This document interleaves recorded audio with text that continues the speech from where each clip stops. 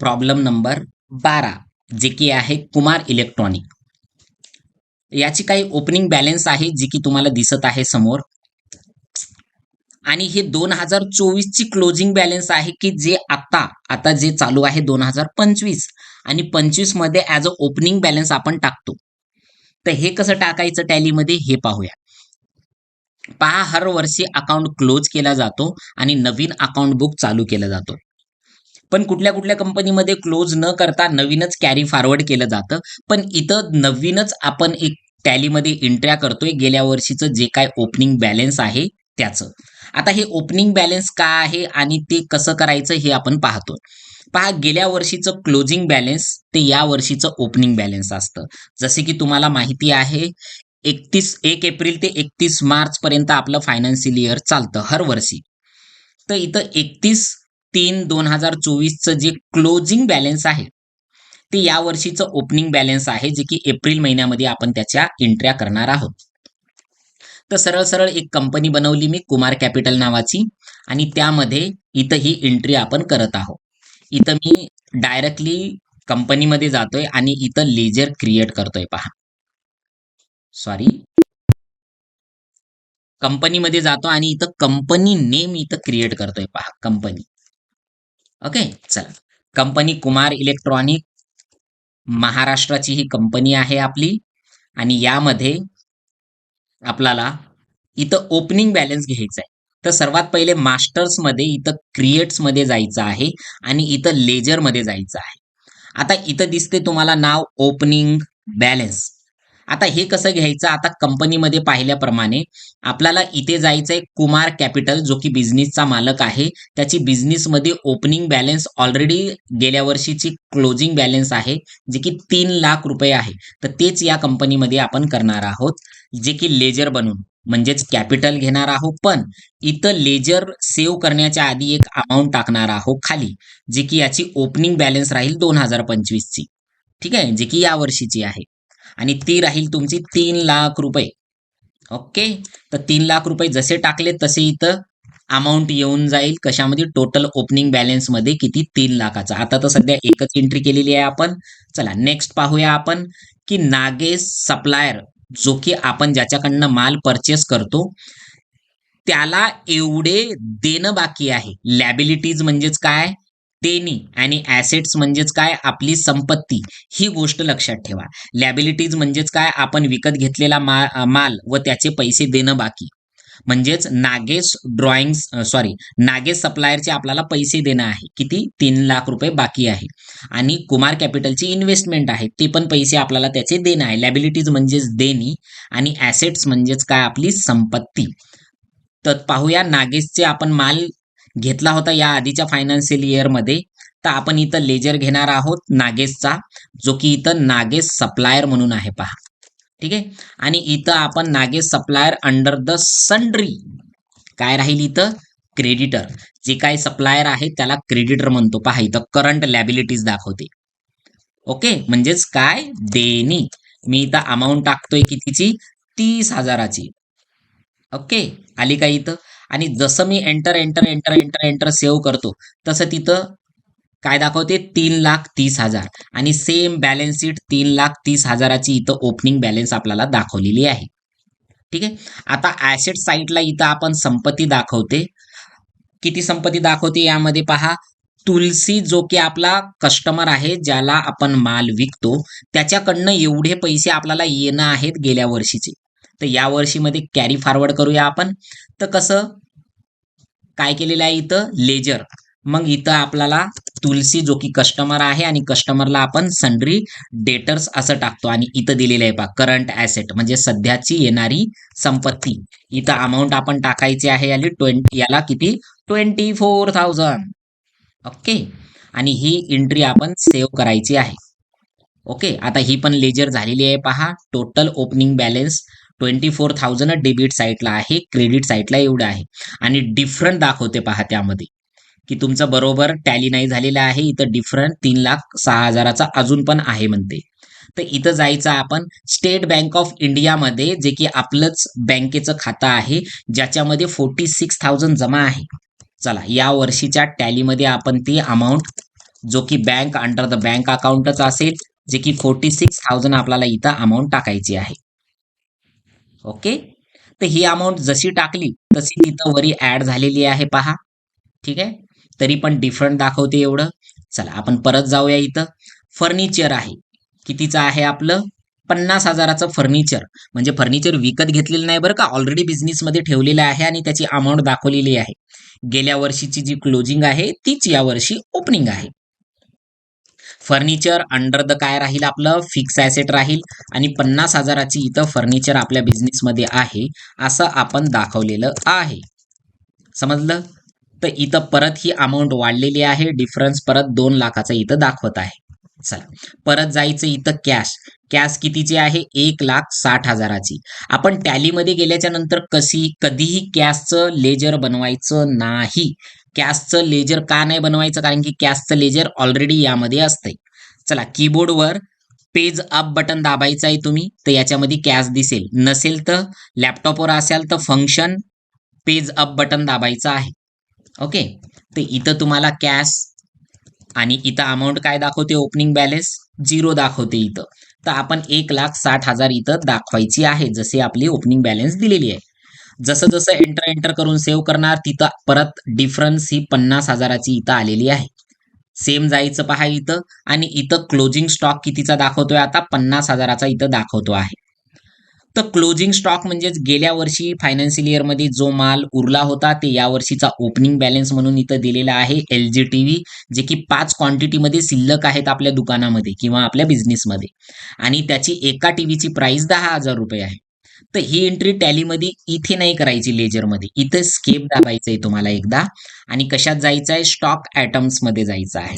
इथे गेल्याच्या नंतर इथं आपण टाईप करायचं आहे LG टीव्हीज आणि अंडर द ऑब्वियसली इलेक्ट्रॉनिक येणार. ठीक आहे.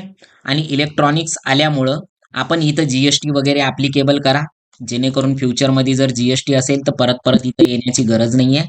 आणि इथं क्रिएट करा नॉचेस, जे की नंबर्स या फॉर्मॅटमध्ये राहतील आणि इथं जीएसटी ऑलरेडी दिलेलीच आहे. Enter enter save. पहा यामध्ये इथं नॉचेस झाल्याच्या नंतर इथं तुम्हाला क्वांटिटी टाकायची आहे. किती क्वांटिटी आहे सांगा? तर ही क्वांटिटी आहे 5 क्वांटिटी आणि किती? 10,000 एकाची प्राइस आहे पहा. ओके. तर इथं आली ₹50,000. ठीक आहे. 5 क्वांटिटीमध्ये टीव्ही शिल्लक आहेत आपल्याकडं. पहा इथं ओपनिंग बॅलन्स दाखवते, जे की आपल्या स्टॉकचा आहे. तर इथं एंटर एंटर एंटर करून सेव्ह केल्याच्या नंतर जेव्हा आपण इथं लेजरमध्ये जाईल तेव्हा इथं पहा आपल्याला 3,30,000 3,30,000 ओपनिंग बॅलन्स इथं असं दिसलं पाहिजे. ओके. आता हे झालंय आपलं काय? लेजर्स. ठीक आहे. पण आता याआधी एंट्र्या करण्याच्या आधी याची काही बॅलन्स शीट समजून घेऊया आपण. स्केप दाबायचा आहे आणि इथं कशात जायचं आहे सांगा? बॅलन्स शीट मध्ये जायचं आहे. फंक्शन F1 प्रेस करायचं आहे किंवा इथे गेल्याच्या नंतर इथं बटन पण आहे पहा, डिटेल्स म्हणून आहे का इथं? किंवा शॉर्टकट की आहे अल्ट F5 शॉर्टकट की आहे त्याची. ओके. क्लिक करा पहा डिटेल्स दिसते. आता स्टॉक इथं 50,000चा सांगितलेला आहे तुम्हाला. ओके. लेजर्समध्ये आणि आपल्या बँकेमध्ये पैसे एवढे सांगितलेले आहे. सन्ड्री डेटर्स कडनं एवढे पैसे येणं सांगितलेलं आहे. बँकेमध्ये एवढे पैसे आहेत आपले आणि फर्निचर एवढ्याचे आहे. इकडे जर आलो तर कुमारचे 3,00,000 रुपये आणि सन्ड्री क्रेडिटर कडनं एवढे पैसे येणं आहे. सन्ड्री क्रेडिटर कोण आहे? एंटर जर केलं तर इथं सांगते नागेश सप्लायर. ओके. तर ही याची डिटेल्स आहे. एवढं समजलं? तर ही झाली ओपनिंग बॅलन्स. ओके. चला आपण याच्या एंट्र्या सुद्धा करणार आहोत. Brought 30 LG TVs, each one 10,000 rupees from Nagesh. आता नागेश आपला ऑलरेडी सप्लायर आहे आणि त्याच्याकडनं आपण काय घेतोय? 30 LG TV घेतोय आणि इथं 18% जीएसटी सोबत घ्या बरं का. ओके. तर इथं जीएसटी सोबत आपण इथं ऍड करूया. चला. तर ही एंट्री करायची कशी आहे ते पाहूया. आपण टॅली सॉफ्टवेअरमध्ये गेल्याच्या नंतर आपण लेजरच्या नंतर वाउचर्समध्ये जायचंय आणि इथं परचेसमध्ये इथं जायचंय. परचेसमध्ये नागेश ऑलरेडी बनलेला असल्यामुळे इथं सप्लायरचं नाव घ्यायचंय तुम्ही. एंटर एंटर एंटर एंटर करून सेव्ह करायचं आहे. रेग्युलर जीएसटी डिटेल्स याची ऑलरेडी असेल. क्रिएट करून फक्त एक लेजर बनवायचं आहे तुम्ही, जे की आहे परचेस.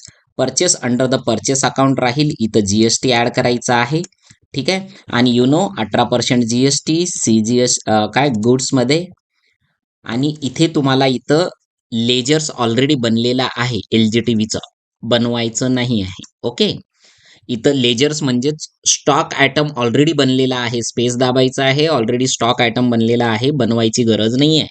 ठीक आहे. चला, आता यामध्ये एल जी टी व्ही किती विकत घेतोय, 30 क्वांटिटीमध्ये आणि 10,000 प्राइस राहील. आणि याला सीजीएसटी एसजीएसटी जे की इनपुट आहे असं लेजर मी ऑलरेडी बनवलेलं आहे, पण तुम्ही सीजीएसटी एसजीएसटीचं लेजर तुम्ही बनवून घ्या. ओके. चला, इथं एंटर एंटर एंटर करून मी याला सेव्ह करतोय आणि ही एंट्री झालेली आहे पहा. दुसरं आहे कॅरेज ऑन परचेस, म्हणजेच कॅरेज इनवर्ड असं त्याला म्हणतोय. आणि ही एंट्री आपण पेमेंटमध्ये करतोय पहा, अल्ट सी कॅरेज. आणि इथं कॅरेज ऑन परचेस हे डायरेक्ट एक्सपेन्सेस आहे बरं का.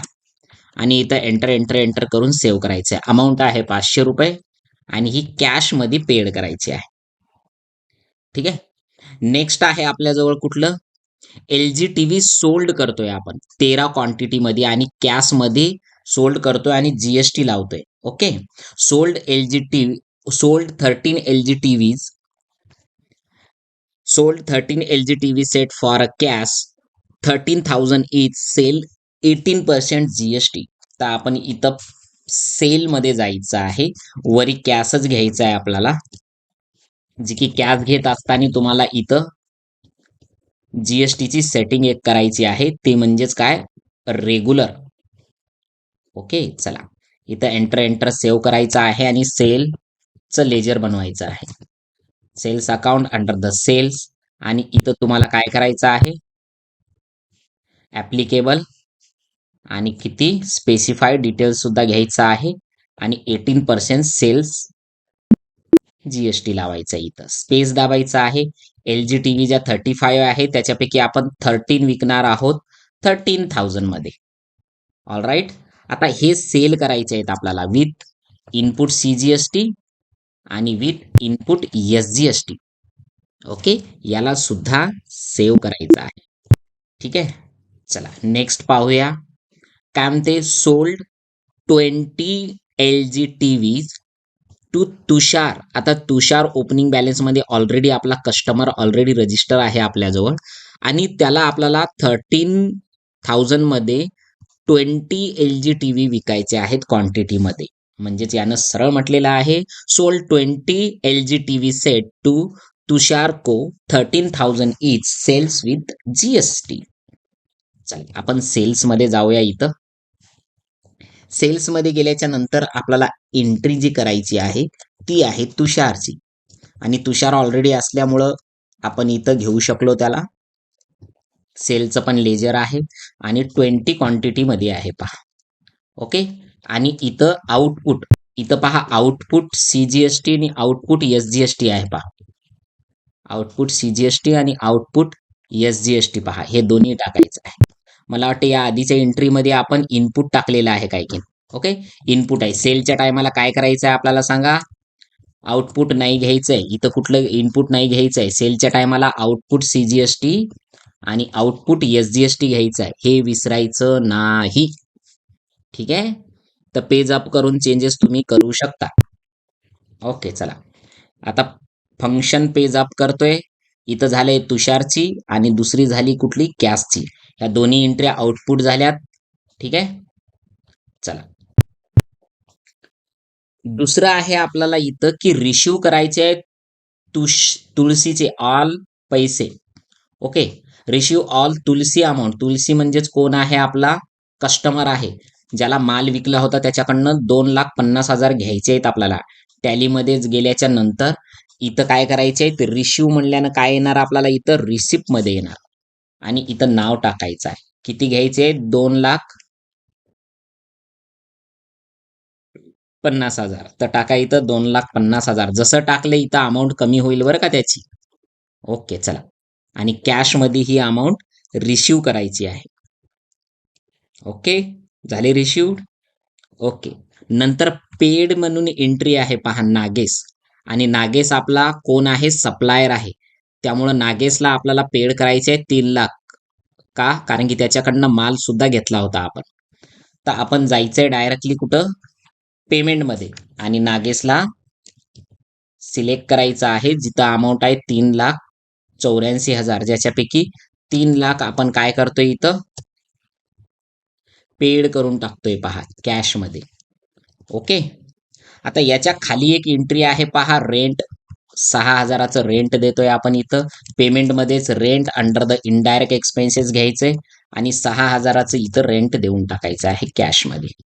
ओके. दुसरं आहे सॅलरी पेड केली आपण कितीची, 8,000ची, आणि इथं चेकमध्ये आहे बरं का, ही गोष्ट लक्षात ठेवा, चेकमध्ये आहे. आता ही चेकमध्ये आहे तर ऑलरेडी आपलं बँकेचं अकाउंट सुद्धा आहे इथं पहा, बँकेचं. ठीक आहे. त्यामुळे त्या बँकेमधून आपण हे पैसे जाणार आहेत आपले. तर काय म्हणते, सॅलरी पेड किती हजाराची आहे इथं, आपली 8,000ची आहे. चला आपण सॅलरीचं लेजर बनवूया इथं, इनडायरेक्ट एक्सपेन्सेस, आणि 8,000ची आपण सॅलरी देणार आहोत, जे की चेकच्या किंवा बँकच्या स्वरूपात. ओके, बँकमधून पैसे कटतील. नंतर एंट्री आहे कॅश डिपॉझिट ॲट बँक, म्हणजेच तुम्हाला जे 3 लाख रुपये तुमची कॅशमध्ये मिळकत झालेली आहे ती अमाऊंट तुमच्या बँकेमध्ये टाकायची आहे. खरंच झालेली आहे का हे पाहण्यासाठी कॉन्ट्रामध्ये जायचं, कारण की जेव्हा आपण आपलेच पैसे आपल्या बँकेमध्ये टाकतो तेव्हा कॉन्ट्रा एंट्री करतो. कॅश क्रेडिट केली आणि इथं अमाऊंट पाहिली पहा, 3,02,920 रुपये आहेत. त्यापैकी 3 लाख आपण बँकेमध्ये टाकायचे आहेत आणि हे बँकेमध्ये डेबिट होतील amount. Okay, enter enter enter enter save करायचे यांना, जे की बँकेमध्ये जमा झाले. आता पाहूया इथं बॅलन्स शीट, जे की आहे 4,91,000. तर इथं बॅलन्स शीटमध्ये घेतोय 4,91,720, 4,91,720, आणि नेट प्रॉफिट आहे 84,500. तर आपण प्रॉफिट अँड लॉसमध्ये जाऊया. नेट प्रॉफिट आहे 84,500. तर ह्या सगळ्या गोष्टी तुम्हाला झालेल्या इथं दिसतील. नेक्स्ट आपण प्रॉब्लेम नंबर 13 सुद्धा पाहणार आहोत याच पद्धतीचा. ओके, मला वाटते प्रॉब्लेम नंबर 13 तुम्ही करू शकाल. या पद्धतीनं जर तुम्ही केलंय तर प्रॉपर तुम्हाला इथं 18% जीएसटी लावायचे बरं का. 18% जीएसटी प्रॉब्लेम नंबर कितीमध्ये आहे हा, 13 मध्ये पण तुम्ही हे करून पहा. आणि हे जर जमला असेल तर हे तुम्हाला व्हिडिओ पाठवायची गरजच नाही. बाकी काय वाटत नाही असं की याच्यामध्ये काही रॉंग आहे.